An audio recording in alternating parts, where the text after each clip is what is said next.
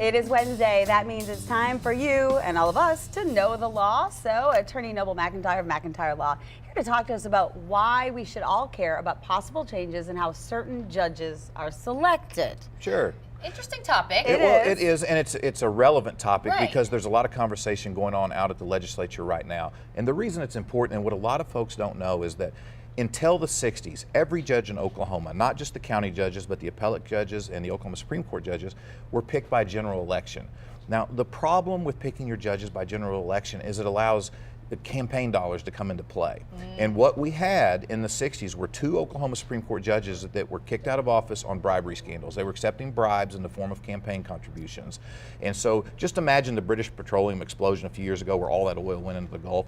If you had allowed British Petroleum to handpick their judges, how that result would have been completely different and how the people that had been damaged or injured wouldn't have received compensation. So a little bit of corruption in Takes those the days. fairness out. That's Yeah. exactly Yeah. right. And so they amended the Oklahoma Constitution, Article 7, back in the 60s, to create what's called the Judicial Nominating Committee.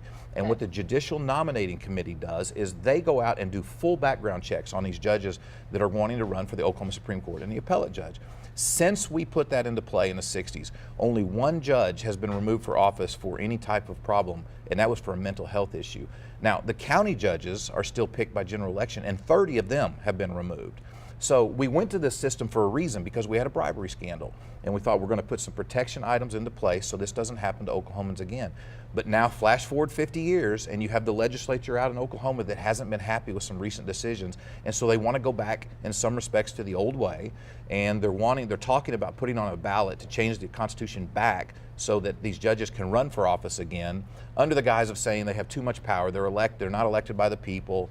And so they can do whatever they want, so we want the people to have more say. But the problem with that is you're going to inject all that campaign money back into the process. Okay, so this could go to us, the voters, to make this change. Absolutely, and the problem is that the typical voter, if I get at election time, I get calls from all kinds of friends saying, hey, I've got this list of, because the way we do it now is you just have a list of names to keep or kick out. You know, the retention ballot. That's what we have now, is a retention ballot, which is different than the United States Supreme Court. The United States Supreme Court, the president sends down a name, the Senate has hearings, and then that judge is there for life. In Oklahoma, they're not there for life. They're still a retention ballot. So if there's something that one judge does or doesn't do, they can still be kicked out. They're just not running for general election. Okay, how do other states do it? You know, it's all across the board. There are certainly states that do have elections and campaigns, and you will see that those states have a higher incident of scandals, of judges that are being influenced by all the campaign dollars. Because when you think about multi-billion-dollar companies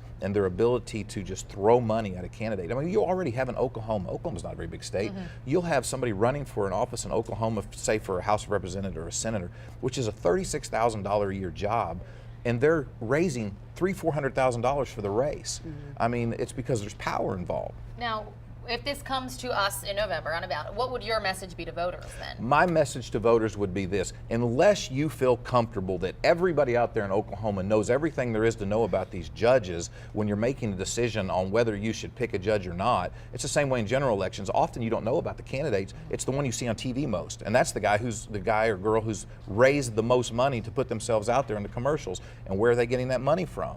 Well, they're getting it from a bunch of big companies. So I would tell you that unless you think that every Oklahoman out there with a vote is better situated than a judicial nominating committee, which is a 15-member panel, 6 lawyers, 9 non-lawyers, and they're doing full background checks with the use of the OSBI. They're looking into their background, and then they submit those to whoever the governor is, and the governor picks 1 or 2, and then they go for a confirmation hearing. Unless you think that the voters are better positioned than that, it's probably not wise to go back to the system that created all the problems in the first place.